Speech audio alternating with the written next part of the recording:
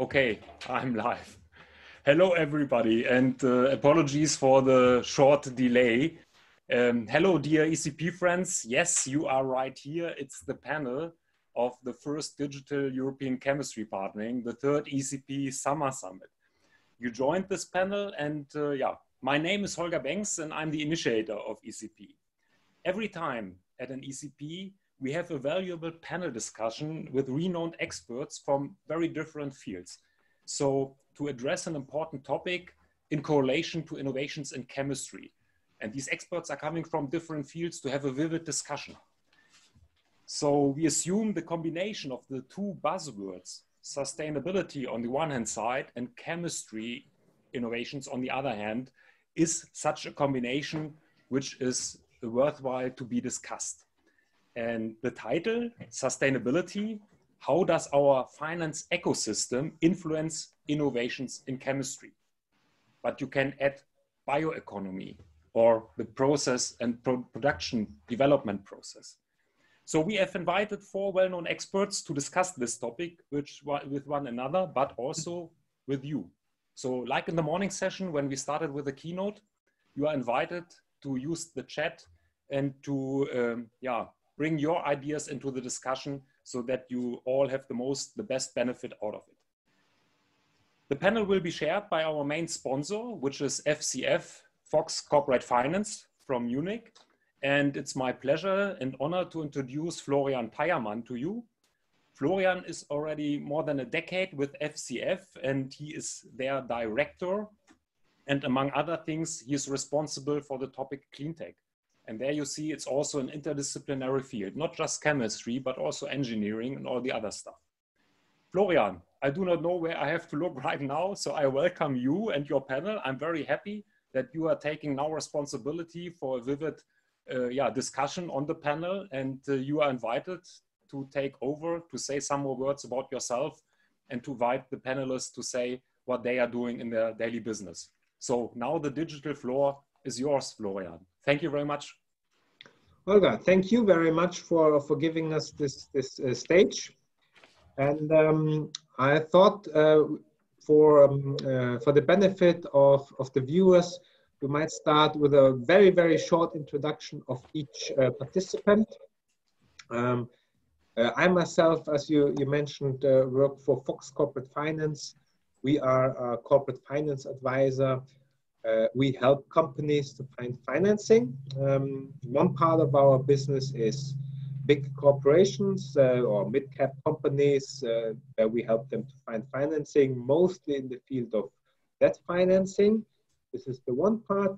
The other part where I'm heading the department is the part of technology companies, where we talk to younger companies, startup, late-stage startups, and we help them to find mostly equity financing or venture debt financing.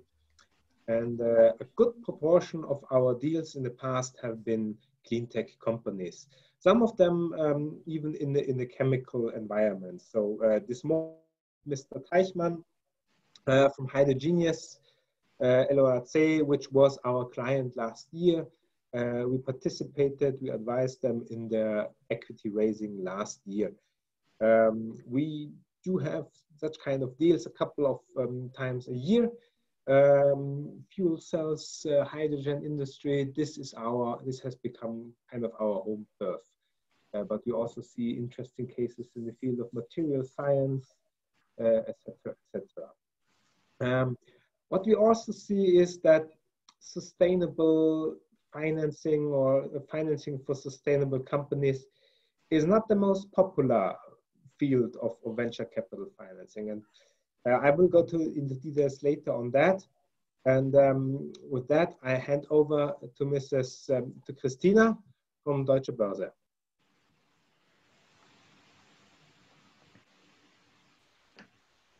Okay, I have to unmute myself.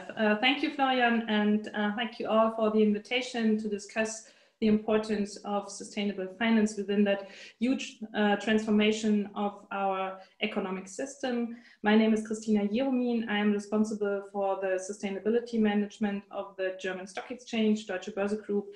and I'm Deputy Chair of the Sustainable Finance Committee of the German Governance and Managing Director of the Green and Sustainable Finance Cluster Germany. Thank you. So, Peter, would you be kind and give a short introduction about yourself? Yes, good afternoon. Also, thanks for the opportunity to be here. My name is Peter van Gelderen. I work with ICOS Capital. I was actually one of the founders about 15 years ago. And we are a VC fund that has started investing in the cleantech space for many years now. And within that space, we're now focusing on a couple of verticals, and the chemical vertical is one of the interesting one for us. We think that we are indeed making that big transformation in this industry. And it's not only a good investment opportunity, we believe, but it's also great to assist this sector to make that transformation. So we were also hoping to have Mr. Hatzak on the line. I'm not sure if he could make it. He's from the Copenhagen Institute of Future Studies. Frank, are you there? Florian, yes, Holger speaking. Frank is not there in the moment. He tried to join the panel, so please go on. Yes, so he tried to phone me before. So anyway,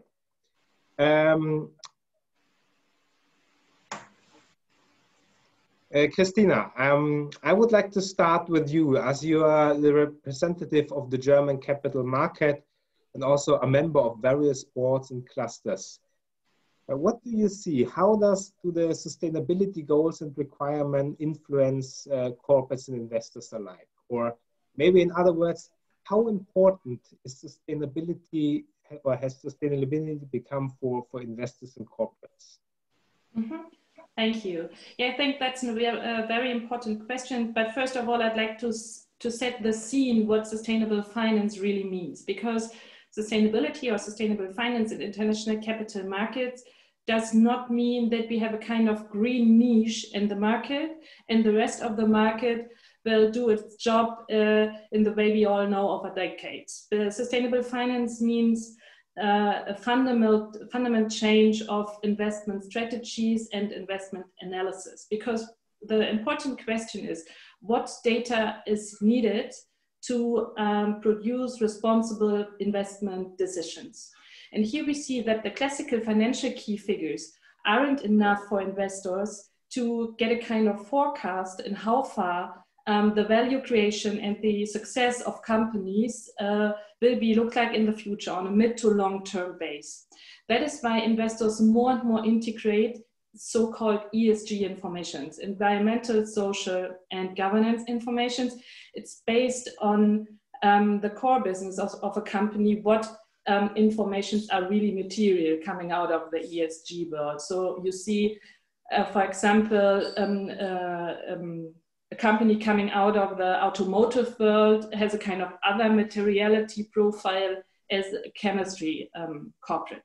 So investors integrate ESG information to better understand in how far companies are already able to deal with nowadays times challenges like the climate change, the demographic change, the digitalization, etc. And add these new data to the classical financial data, and based on this new mix of data, they do their investment decisions. And that is what we see not only by niche investors, but also by mainstream investors like BlackRock and Allianz Global Investors. So I think it's absolutely important for companies to understand that providing these material data coming out of the ESG world is absolutely key for financing future-proof value proposition. To be the devil's advocate here, how does looking at those metrics improve the return of equity for the investors? Yeah, that's always that kind of urban legend. Just being sustainable means that you are not coming to the same revenue or to the same monetary performance. That's absolutely, like I said, an urban legend. What we see is that integrating ESG data in your business model and steering your material ESG topics means that you have, on the short term, you have a neutral to a slightly positive impact on the revenue side, but on a mid to long term dimension, you have a huge positive impact on the risk side. Because in the end, what you are doing is a more holistic steering of your own corporate value chain. And that, of course, has an impact also on revenue, on risk side, and that means you have an impact on the revenue side, mostly mid to long term. And maybe that's the kind of what the Germans say, where the Hase liegt im Pfeffer, because the pain point is that many dynamics within international capital markets are based on a short-termism, and here ESG aspects do not show their real positive impact on that mid to long-term development of companies. But you don't have to decide between sustainability and revenue. When you decide for sustainable, in the sense of future-proof investment strategy, you will have an absolutely positive impact on the revenue and on the risk side. Peter, you are an investor. You represent the VC here on board. How do you see this? It's I understand that your specialty is even investing in green tech companies. Yes, and I can only say that I can't agree more with what was said previously. So there are studies where indeed you can see that companies that are more in control and that have the time and resources to spend on sustainability aspects of their business are usually the better run companies, and that's the reasoning that some of the institutional investors are following when they're putting now more capital at work according to the ESG principles. So I think it's been a slow transition. People have been talking about this for maybe the last 15-20 years, but slowly but steadily we're getting to a point where these principles are being measured in making those investment decisions. And it also means that I mean, there's a simple market argument, you could say. It also means that if institutional investors are trying to invest more, or they see more points, they can see more ESG points for the companies who are dealing well with the ESG principles, then more capital is essentially flowing into those type of companies, which means that the stock price of those companies is going up and the CEO is getting a higher bonus. You can see that even short term now, I think there are companies susceptible for these type of arguments. So I think we're really getting to a point where we are accelerating the transition here. And I think your company is less investing in companies who have a business model, and it is advisable to have this business model as sustainable as possible. But I think you invest in companies who provide a product or service which is sustainable within itself. Yes, exactly. So we invest in startup and scale-up companies that have propositions that can help make the chemical industry and any industry for that matter more sustainable. But like Christina said, it's not only the sustainability angle, it's and. So we want to invest in profitable business cases where sustainability plays an important role. And I think in the past that was kind of put in front of each other as if these things could not go hand in hand, but more and more businesses find propositions where you can both be profitable and you can be much more sustainable as before. And I think from a startup and scale-up perspective, it's also something that they bring to the big chemical industry, that it's a way to differentiate from other chemical corporates. So if you bring something that helps the big industry to differentiate from what their competitors do, then that's a real value add. It's real sought after at this point in time. That does not mean that it's very simple to find those propositions and then everything is done overnight. But I clearly feel that these trends are accelerating. Thank you. Well, in our daily practice, as we help green tech companies to find funding, we see that this is a bit of a harder job than do this for other kinds of industries. And we've done a study last year where we looked at the venture capital deals over the last 3 years, and we looked for the green tech deals. And we found that of the 16,000 venture capital type deals which have been done in the 3 last years, only 5% were in the field of green tech. And of the 60 billion of invested VC money, only 2 billion were in that field.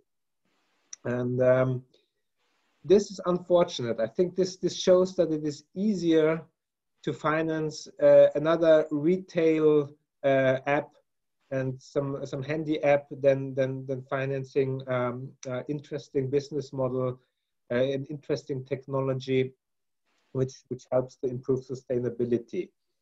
Peter, you chose not to invest into handy apps, but into more long-term oriented sustainable technologies.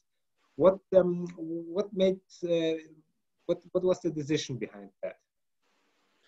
Well, maybe a few things to say before. There is indeed an important difference between those very scalable IT business models versus trying to get a new green chemical into the market. It's absolutely quite different. It takes much more capital. It takes more complex business models. It takes many more partners. So indeed, it is much more difficult, and that's the reason why most of the financial investors choose for the big markets in IT and biotech, where the scalability model has been proven in the past. But that also means that there's a lot of competition in those markets. And although the big winners can be found there, it's not always easy to be in some of those big winners. I mean, there are literally thousands of VC funds in Europe specializing in that area, but it's also tough to be in the winning companies. When we started, it's a bit of a longer story maybe, but when we started, we figured that it's a good idea to work with corporations that are active in the markets, especially in these more industrial markets, because they know a lot about these markets, and they can help us figuring out which propositions are on the right path, on the brink of making a breakthrough, and they can also help in organizing more capital, more support in getting these things to the market. So, because of the complexities in this market, we've chosen somewhat different business model, and that helps to be successful in those markets. Yeah, and your question, why did you choose, is a bit of how things go in life. I have to admit, you just come to that opportunity and you think it's a good one. But if you look at the financial industry in a whole, I totally agree. Most capital goes to the perceived easy scalable companies in IT and biotech. But the truth is also that it's relative to the amount of capital that is going there. I think Frank from Copenhagen has now joined the discussion. Is this correct?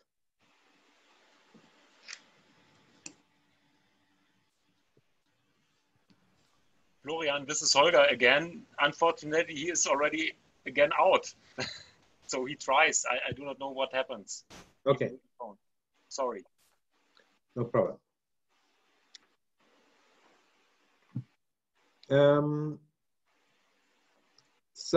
Christina, you are the deputy chairwoman of the government's Sustainable Finance Advisory Board.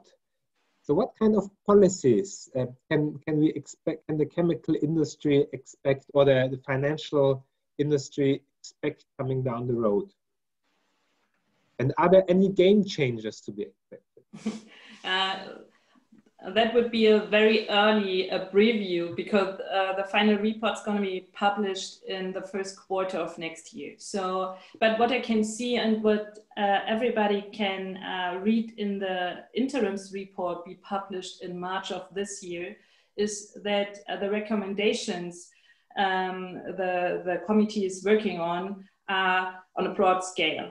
We have a focus on the data fronts, because what we see as important is that we have a more lively, more deep dialogue between the financial sector and the real economy, because it's not only about financing companies that are already green. The big challenge will be to bring brown companies, which are really relevant players in our national and European and international economic system, to a green profile.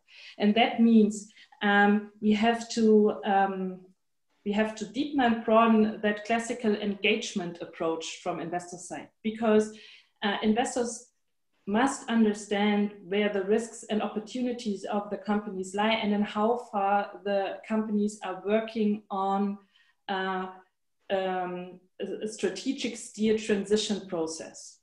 And then they can guide the companies through that process by financing important steps on that way. And so we need more relevant data in the market, not only in the environmental dimension. Here we have seen, as part of the EU Action Plan on Sustainable Finance, the Taxonomy Initiative, where a technical expert group developed a classification system for a standardized way to deal with the impact of the value chain of a corporate on climate change. But we will see in development here from that environmental space to the social space. For example, human rights along the value chain is an important topic, but we do not have any quantitative data here. It's more a kind of narrative and qualitative informations the companies are giving to the investors at the moment. And here we need a profound database to better steer these transition processes. So a lot of recommendations will focus on these topics. And it's not all about regulation. I think regulation is important because it sets a scene and gives a kind of setting signals and showing the way forward. But the market itself has to develop own initiatives. And that is what we see in the real economy as well as in the financial sector. And that is why the advisory board is also dealing with the potential of the market itself and defining or identifying central movement and dynamics that should be scaled to bring sustainable finance from the niche to the mid of international capital markets. And I think it's not only important for Germany as itself, but also for our role as a member state of the EU, because here we are responsible to drive sustainability forward. And what we see is that the EU Action Plan will goes on within that renewed sustainable finance strategy, and especially before the COVID-19 horizon and the recovery programs here. There are a lot of links to spending money in a sustainable, in a kind of future-proof way. And so it's all about financing the transition and shifting the billions. So I think there's a long way to go until we have the clear political framework to answer all these questions from corporate side, how to act. And that is why the corporates should be aware of that topics and should, so to say, implement their own strategy, because the regulation is coming anyway, but like we've heard, it's kind of unique selling position that you can take when you are a smart mover or a front runner in that business, because investors are looking for that data anyway. So I think it's absolutely important, even if your investors do not asking you these questions in that classical investors calls, then please feel so free and point out what kind of sustainability profile your value chain provides, or what kind of strategy your company provides to guide your corp or to go through that transition in a successful way. So it looks like the world is now, in terms of ESG information, where it was maybe 100 years ago in terms of financial information. So you could be a listed company and leave your investors in complete oblivion how you're doing. And what helps now is to create transparency first on a more or less voluntary basis, and more regulated basis, that you have to publish your information for your investors to know what you're about. I hope it does not take 100 years, because time is running out, and I think we have more or less, I don't know, 5 to 10 years to set these things up. And I think we are really on a good way. What we have seen a few years ago, I think 3 years ago, is the non-financial reporting directive coming from Brussels. And here companies up from 500 employees are asked to report their material ESG information on a already mandatory way. And this non-financial reporting directive is getting reviewed at the moment, and we will see a new approach next year.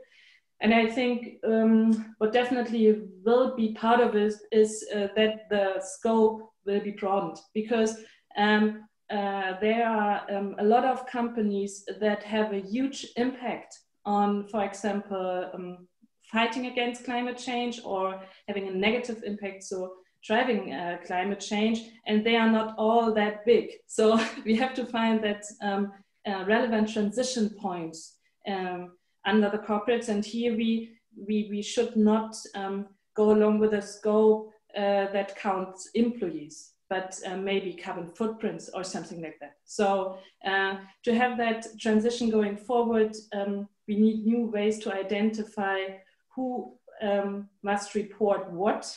And what I want to underline is that it's not a kind of pressure coming from the regulator or the financial sector towards the real economy. If your core business isn't fit to be Paris aligned within the next years, then you lose anyway, because there is no kind of business in ignoring the impact of the climate change. So all the data we need, and that is, or most of the data we need on the financial sector side, is absolutely relevant for the companies themselves by steering their mid to long-term risks. And so it should be your own interest as company to identify these pain points as well as the business opportunities, because of course sustainable finance goes along with a lot of innovation and business opportunities. But we have to make them transparent. And I think that's the biggest challenge, to provide transparency on a standardized and comparable level. And at the moment, when you look, for example, to Europe, unfortunately, there's not one voice that defines what is sustainable and what is future-proof. There are many different approaches to come to these classification systems. And that's, I think that has a real negative impact on the capital market, because what we need is a homogeneous understanding of what is sustainable per sector. And then we can do our job as we are used to deal with the classical financial key figures. Thank you. Peter, innovation is the key word here. So in the Silicon Valley, they believe that technology and innovation will save us. It will turn industries into more sustainable or completely sustainable business models. What is your thesis? Is there a technology on the horizon, or is there a cluster of technologies on the horizon which will improve significantly the sustainability of the chemical industry? I'm afraid there is no one solution that will fix it for once and forever. I mean, the chemical industry is too big and too diverse, and in all those different parts of the businesses, other solutions will will be applicable and will be useful to go to that sustainability thing. That doesn't mean that that there are not big opportunities. I mean, these are big markets, and if you are in a market where your end customers are really interested in making the switch from fossil to sustainable chemicals, for example, then these are multi-billion euro markets right away. I mean, and in the Valley, there's a lot of IT investments that usually go into these new businesses that even didn't exist, like Google and Apple, and I don't have to mention all the examples. But in the chemical industry, of course, you are replacing an existing business by a more sustainable business, hopefully, or maybe not replacing, but adjusting. So by definition, it's not all new markets where you can easily grow into. It is making a transformation, and the transformation is ultimately, I think, driven by the end consumers. If they want to make that change, then the chemical corporates are making that change happen, and the innovative technologies are coming from the startups and the corporates and working together and making new products and services that can work in that sector. So there's no silver bullet, but there's a lot of opportunities anyways. And if you look at opportunities, do you do something like a sustainability due diligence? What kind of impact does this company has, or how do you go about that? Yes, we absolutely do that. So we want to be sure that say the product that a company is delivering to the market has a lower footprint than what is currently in the market. So we do that. We do actually a complete ESG analysis on other points as well. And you can say it's more a I mean, if we find big issues there, then we wouldn't proceed with the investment. But it's a check to see that we are in line with the ESG trends, so to say. I do have a question from the audience. It's about the metrics, ESG metrics, I presume. What are the typical metrics there? CO2 emissions, probably. But what else are the metrics? This is maybe a question to Christina as well. There are different frameworks in the market. I think an important framework is the Global Reporting Initiative, GRI, that provides KPIs for every dimension, environmental, social, governance here, or that could be a good orientation or kind of skeleton for companies trying to start to integrate ESG information in their capital market story. Another framework that's famous that's famous in the market are the recommendations of the Task Force on Climate-Related Financial Disclosure. These task forces were set up by Mark Carney as he was the head of the Financial Stability Board. And it's not about concrete KPIs or key figures, but it's about the process, how to define your material points in evaluating your sustainable profile, and recommendations how to connect your climate-related key figures directly with your classical risk management approaches and governance structures. So I think, and that is what I said, the market is missing one clear standard. The market is missing one clear metric. So, it really depends on your core business. So we will, I think, I don't know, because how you will see it, but we will never have a standard over all sectors, because it depends on what you are doing. And investors are interested in material aspect, that means aspects that do have an impact on the revenue side and that do have an impact on the mid to long-term success of your company. So, and that differs from sector to sector. But I think Global Reporting Initiative, the UN Guiding Principles or the UN Global Compact, as well as the methodology of the Task Force on Climate-related Financial Disclosures are good orientations to start with your own sustainable capital markets story. Yeah, I agree. It's sometimes already very difficult to make a life cycle analysis of one product, and it can keep you busy for years. And I know some examples in big corporations where it took literally years to agree between the different parts of the corporate what is the correct life cycle analysis of a new product. So that is not the way to go, at least for us.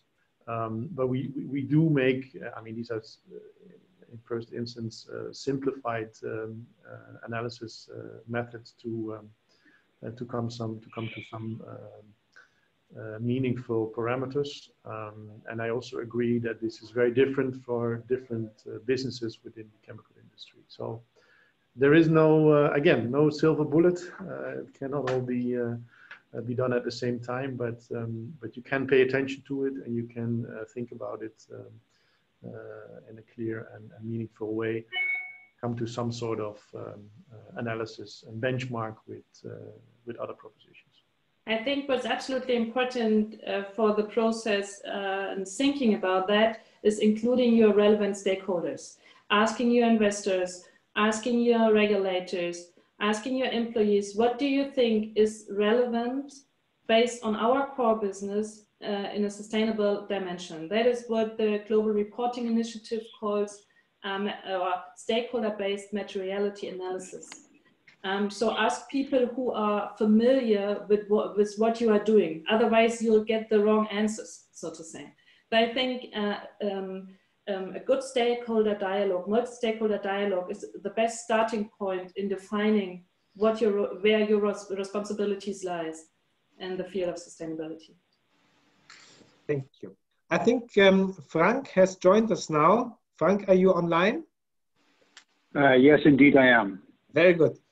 Yeah, we already have a nice discussion going on. Maybe if you could very briefly introduce yourself, and then I already have a first question for you. Yes, good afternoon, everybody, and I'm very sorry I did not manage to get into the Zoom system. A lot of things, but finally I did it. Yes, my name is Frank Hatzak. I'm a senior advisor with the Copenhagen Institute for Futures Studies. We are a non-profit think tank, and I have done projects within the chemical industry. I think the most significant one was together with CEFIC, which was on helping them to develop the mid-century vision for the European chemical industry. Great. Frank, since you joined and we were talking about that the metrics for the impact are very individual for the sector, and that it also depends on your stakeholders. But in general, one can see the chemical industry has tremendously improved. I mean, the chemical industry, it's more of a stereotype, the stinking one and the foam on the River Rhine and stuff like that. But this is a stereotype of the past, isn't it? Yes, indeed, indeed. It's, yeah, I think the public, and that really also includes the political system and the political stakeholders, to a certain degree at least, still have this image in mind, and in fact, you probably couldn't find a more clean industry and a less polluting industry than the chemical industry. The chemical industry has reduced their greenhouse gas emissions by 60% since the 1990s, and I think they managed to reduce around 40% in the last 10 or 15 years. So significant reduction in their emissions, significant increases in the efficiency of carbon and the use of energy increasing use of green energy, green electricity, and they can go even further, and that's interesting. So the European chemical industry is positive that from a technical point of view, they can reach the target set by the EU Commission, which called for a what is it exactly, 80 to 90% reduction of the emissions, but they need help for that. So that's why I think this panel is interesting. It's about how can the political system on an EU level and then also on a national level create conditions for the chemical industry to be successful in the further reduction of the emissions, and even even further lowering their environmental impact. So if it's not the technical aspects which are in the way, what are the aspects which make it difficult for the chemical industry to achieve this CO2 reduction goals? Yeah, there is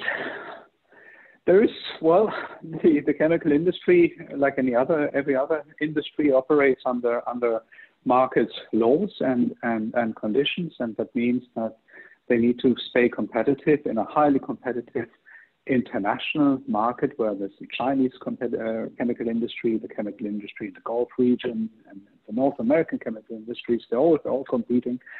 And they need to reduce further while keeping up their competitiveness. So there must be a business case. I mean, there must be a incentive to carry on further the green transition. So there must be one of the central instruments is, of course, there must be a sort of a regulation which is at least across the European Union on what a ton of CO2 costs. And that cost is currently too low, and there is a need for alignment across the EU member states, and then also beyond the borders of the European Union. There's need for a global alignment on this important question. And of course, transparency. Otherwise, if no one knows how much CO2 you emit with your business process, you cannot compare, you cannot award low emissions, and also investors cannot judge if once CO2 emissions become very pricey, if you are a future-proof company or not. And this Correct. So you co-authored the mid-century vision for the European chemical industry. What were the key findings? What can you share? Well,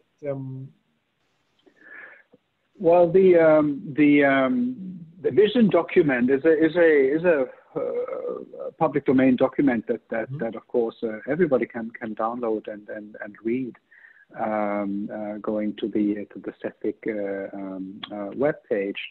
The part that we have produced in collaboration with the CEFIC member companies was then more the underlying vision of the year 2050 and how the European chemical industry competes and operates in this world, and that was a very extensive body of work that is not fully published. You could say that the vision that has been published is kind of was established on the foundation of that future study.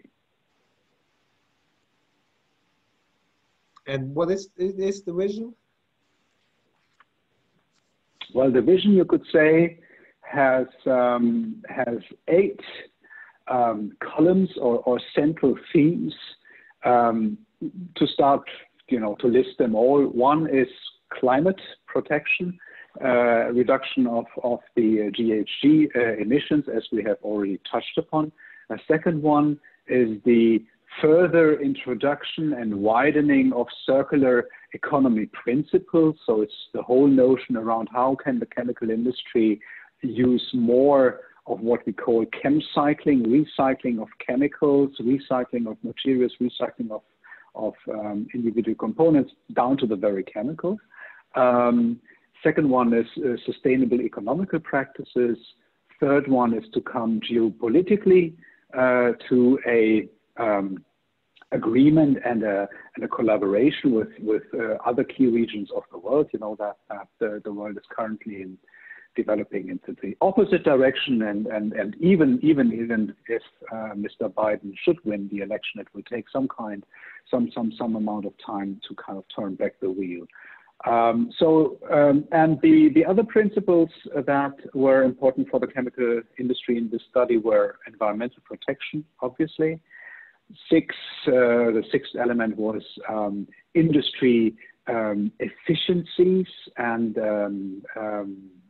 productiveness, and then of course digitalization, which is a catalyst to move the chemical industry really into the Industry 4.0 age. Some parts and some companies within the European chemical industry are more advanced than others, but it's about moving the whole industry. And last but not least is to work more focused and even stronger and dedicated into that direction of the UN SDG goals as an overarching umbrella framework of sustainability. Thank you. I asked this question before, and maybe you have a different view on that. In the Silicon Valley, there's the belief that the technology will save us, that we are only one breakthrough technology or a cluster of technologies away from solving our problems. And I think a lot of money is bet there on carbon capture. Do you see any technology or on the horizon where you say, this would make it much easier to achieve our sustainability goals? Is there a technical solution, or is it an institutional solution like CO2 pricing? It's both. It needs to be both. And also, as my colleague panelist said before, is that there is no single silver bullet here. There is no single technology which is going to solve this problem, because it's a very complex problem. I think a lot of you have seen the renderings of huge carbon capture and storage plants, maybe even direct air capture. But it also during the course of the study that we did with CEFIC, it really became clear that actually there was little confidence among the European chemical industry engineers and experts that the direct air capture or CCS at a big scale is a viable solution, partly because it's very capital intensive, and secondly because it kind of only removes an important feedstock, namely carbon, from use. So the European chemical industry believes much more in carbon capture and utilization. And here I think we are making very good progress in Europe, and especially in Germany, where it is about capturing the CO2 from end of pipe gases, and those could be exhausts from the cement industry or from the steelmaking industry or the waste management, and use that pipe CO2 for chemical synthesis, in conjunction, of course, with hydrolysis of water, so that we get hydrogen that we can then react with the CO2 and the CO into building blocks for the chemical industry, methane, methanol, and so forth.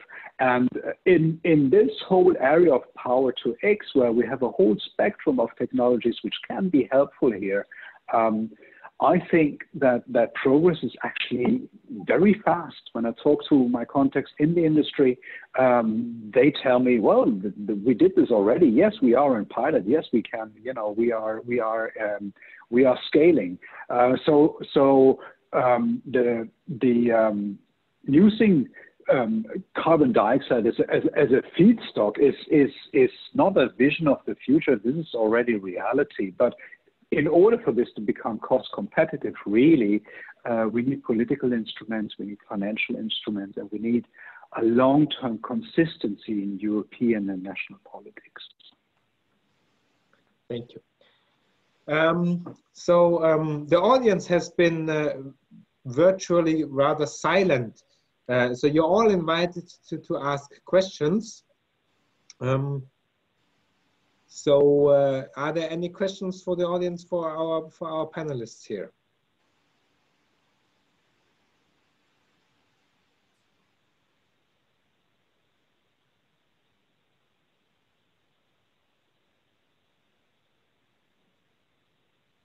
So far,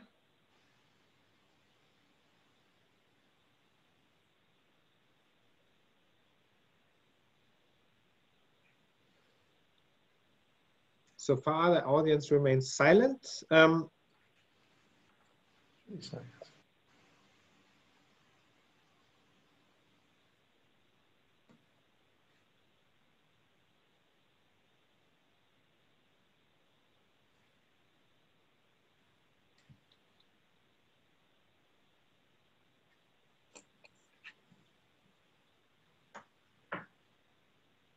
So maybe one question for Peter.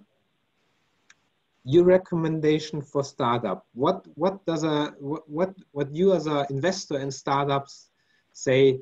Okay, if someone has a business proposition in the field of green tech, what are the pitfalls? What do startups often underestimate, and what do they overestimate? Well, I think we need another hour to answer this question. It's no, I mean it's like in other any other sectors. So there are many ideas. There are some good ideas. There are very difficult ideas. I mean, every startup should really think what is the path to success, and that's. It's very complex, maybe more complex in this sector than in other sectors, but you have to really think it through. Just the technology doesn't mean too much. The technology has to be scaled. There has to be some partners or some strategies how to do that. I mean, the economics should work. You need to have a good understanding of your, we call capital journey. So how much money are you going to need, not just today, but in the next 10 years to be a big profitable company. So, I mean, there are thousands of things I could add to this, but think it through from the beginning, from where you're at today to where you want to be in the end. And that's a steep learning curve for many startups. And the best thing to do is look at other companies, talk to other startups and scale-ups, talk to investors, talk to everybody, and make your story better. What I often heard in the past was business models which rely on regulation are not too popular. So if you have a company which relies on feed-in tariff regulation, or a company which acquires whose business model is CO2 tax savings, whose business model would change or fall apart if regulation would change significantly. How do you see that? Yeah, that's obviously what investors are a bit scared about. That if the business case is there today, but government regulation can change in 2 years, then the company could be out of business in 2-3 years. So that is something that investors are a bit scared of. That's true. On the other hand, we have seen, and I think maybe something to stress, that for example, in the solar energy or in the wind energy, there have been huge subsidies to get this sector to profitability, and now there are big solar farms, wind farms that are running without subsidy at all. So it is an instrument that can help in the transition, but in the end, we need to have businesses that can do without subsidies. I think this is a good ending note. I think we had a nice discussion in the last hour. I hope the panelists and the audience could take something away.